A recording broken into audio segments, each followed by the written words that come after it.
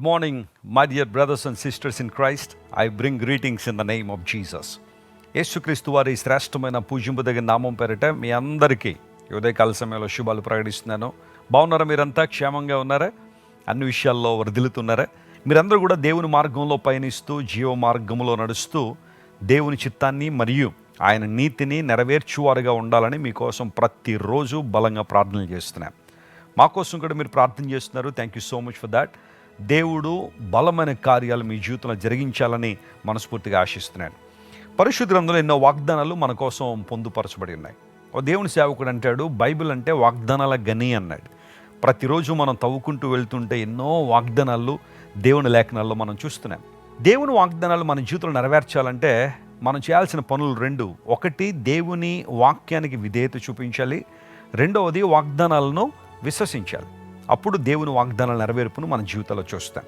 ఈరోజు వాగ్దానం కోసం మీరు అందరూ ఆసక్తితో కనిపెడుతున్నారు కదా. పరిశుద్ధ గ్రంథం తెరిచి 66వ కీర్తన 12వ వచనం చదువుతున్నాం. ఈరోజు వాక్య ధ్యానాంశంగా Psalm 66 and verse 12. నరులు మా నెత్తి మీదకెక్కున్నట్లు చేసితివి, మేము నిప్పులలోనూ నీళ్లలోనూ పడితిమి, అయినను నీవు సమృద్ధి గల చోటికి మమ్ము రప్పించి ఉన్నావు. కీర్తనాకారుడు మాట్లాడుతున్న మాటలు ఇక్కడ గమనించండి. నరులు మా నెత్తి మీదకు ఎక్కున్నట్లు చేసితివి.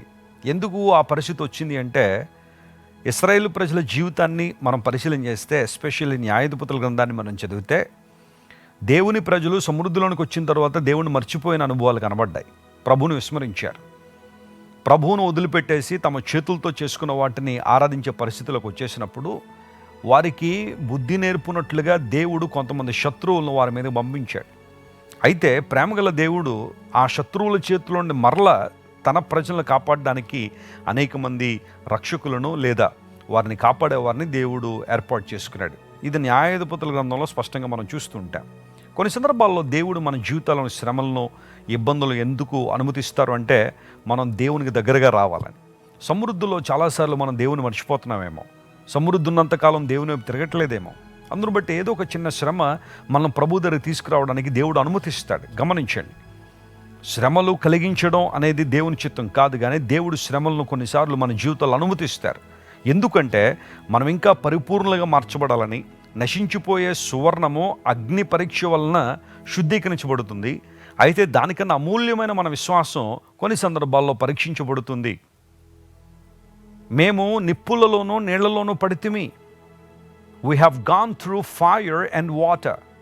బైబిల్ గ్రంథంలో నిప్పుల్లోనూ నీళ్లలోనూ పడితిమి అన్న మాట శ్రమలు శోధనలకు సాదృశ్యంగా మనం చూస్తున్నాం. యెషయా గ్రంథంలో కూడా మనకు తెలుసు, నదులలో బడి వెళ్ళినప్పుడు అవి నిన్నో ముంచజాలవు, అగ్నిలో బడి వెళ్ళినప్పుడు అవి నిన్నో కాల్చు అన్నాడు కదా. గమనించండి, శ్రమలు ఇబ్బందులకు నిప్పులు మరియు నీళ్లు సాదృశ్యంగా కనబడుతున్నాయి. అయితే ఇక్కడ కీర్తనకారుడు దేవుని స్తుతిస్తున్న అంశం ఏంటంటే, మా అవిధేయతను బట్టి, మా దుష్టత్వాన్ని బట్టి లేదా మా పరిస్థితులను బట్టి మేము శ్రమల్లో ఇరుక్కుపోయినప్పుడు, నీ వైపు మేము చూసినప్పుడు, నీ సన్నిధిలో మొరపెట్టినప్పుడు, ప్రార్థన చేసినప్పుడు, దేవా నీవు మమ్మల్ని సమృద్ధి గల చోటికి రప్పించి ఉన్నావు అనే మాట వాడాడు. దేవుని ప్రజలు దేవుని వైపు చూచినప్పుడు లేదా కష్ట పరిస్థితుల్లో, ఇబ్బందికర పరిస్థితుల్లో మనం అటు ఇటు పరిగెత్తకుండా ప్రభు వైపు మన దృష్టి నిలిపినప్పుడు, అయ్యా నీవే నా ఆధారం ప్రభువా, నీవు తప్ప నాకు ఈ లోకంలో ఆధారం ఎవరు లేరు నాయన, ఆశ్రయం ఎవరు లేరు ప్రభువా, సంపూర్ణంగా నేను నీ మీద ఆనుకుంటున్నాను ప్రభువా, పరమందున నీవే నా దిక్కు, నా ధైర్యము, నా కేడము, నా శృంగము అని దేవునితో మనం మొరపెట్టుకున్నప్పుడు ఆయన సమృద్ధి గల చోటికి మనల్ని ఏం చేయబోతున్నాడు? ఆయన రప్పిస్తున్నాడు. ఈరోజు బహుశా నీ స్థితి కూడా అలా ఉందేమో. నరులు నీ నెత్తి మీద కూర్చున్నారేమో, ప్రజలు నేను ఇబ్బంది పెడుతున్నారేమో, అప్పు బాధలు నేను అణగదొరుకుతున్నాయేమో, ప్రతిరోజు అశాంతి అసమాధానం ఇంటిలో, గొడవలు గందరగోళాలు, భార్యాభర్తల మధ్య సఖ్యత లేక, తల్లిదండ్రులకు పిల్లల మధ్య ఒక చిన్న సైజు వార్ నడుస్తుందేమో ఇళ్లలో, నెమ్మది లేక ఏంటండి జీవితం, ఎందుకండి బ్రతుకు అని అనిపించిన సందర్భాలు చాలా నీ జీవితంలో ఉన్నాయేమో. దేవుని సేవకునిగా చెబుతున్నాను, దేవుని వైపు చూడు. ఆయన చేతులకు నీ జీవితాన్ని సమర్పించుకో. ఆయన దయగల, జాలిగల, స్వస్థపరిచే హస్తాలకు నీ జీవితాన్ని అప్పగించుకోగలిగితే నిన్ను సమృద్ధిలోనికి నడిపించగలిగిన దేవుడు ఆయన అని లేఖనాలు సెలవిస్తున్నాయి. ఇక్కడ సమృద్ధి అన్న చోట ఇంగ్లీష్ బైబిల్లో వెల్దీ ప్లేస్ అనే మాట వాడాడు. Wealthy place.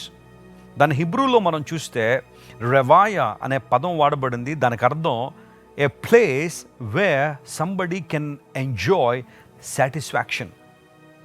తృప్తి కలిగిన ప్రాంతం, సంతృప్తి కలిగిన స్థలం అని అర్థం. అక్కడ సమృద్ధి కలిగిన చోటు అంటే కేవలం నేను భౌతిక సంబంధం సమృద్ధి గురించి నేను మాట్లాడడంలా. కోర్స్ దేవుడు మనకు సమృద్ధినిస్తాడు, అన్ని విషయాల్లో మనకు సమృద్ధినిచ్చి కొరత లేని జీవితంలోనికి దేవుడు మనల్ని నడిపిస్తాడు. అయితే అక్కడ రాయబడిన సరైన పదం సంతృప్తి కలిగిన జీవితంలో దేవుడు మనల్ని నడిపిస్తున్నాడు.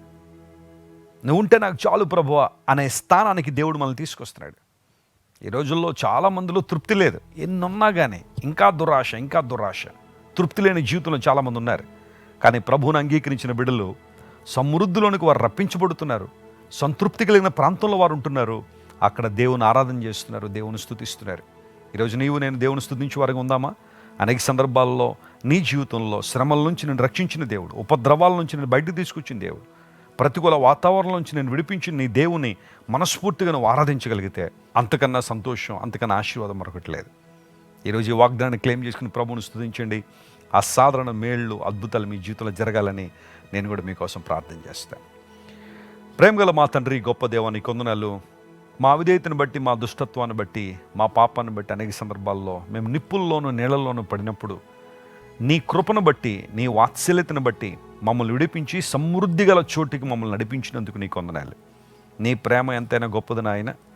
సంతృప్తి కలిగిన ప్రాంతంలో మేము ఉండడం ద్వారా నిన్ను మహింపరిచినట్లుగా, నేను గణపరిచినట్లుగా మమ్మల్ని నడిపిస్తున్నందుకు నీకు వందనాలు.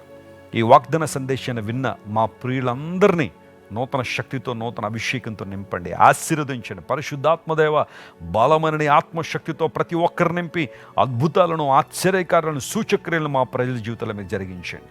నువ్వు సజీవుడు గనుక నీకు వందనాలు. అనారోగ్యంతో ఉన్న వారిని స్వస్థపరచండి.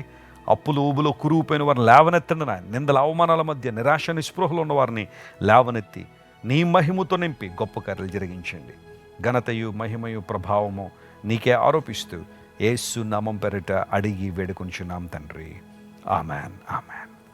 God bless you dear friends. Have a wonderful day. మీరు ఇంతవరకు విన్న దైవ సందేశం మరియు దేవుని సేవకులు చేసిన ప్రార్థన మీకు ఆశీర్వాదకరముగా ఉన్నదని విశ్వసించుచున్నాము. ఈ సందేశాన్ని మీ స్నేహితులకు, బంధువులకు షేర్ చేయండి. మీకు ఏదైనా ప్రార్థన అవసరత ఉన్నచో మా ఫోన్ నంబర్లకు కాల్ చేయండి. దేవుడు మిమ్మల్ని ప్రేరేపిస్తే విశ్వాసంతో సాగుచున్న ఈ పరిచర్యను ప్రోత్సహించండి. మరిన్ని వర్తమానాలు, పాటలు వినుటకు జాన్ వెస్లీ మినిస్ట్రీస్ అను మా యూట్యూబ్ ఛానల్ను సబ్స్క్రైబ్ చేసుకొనండి.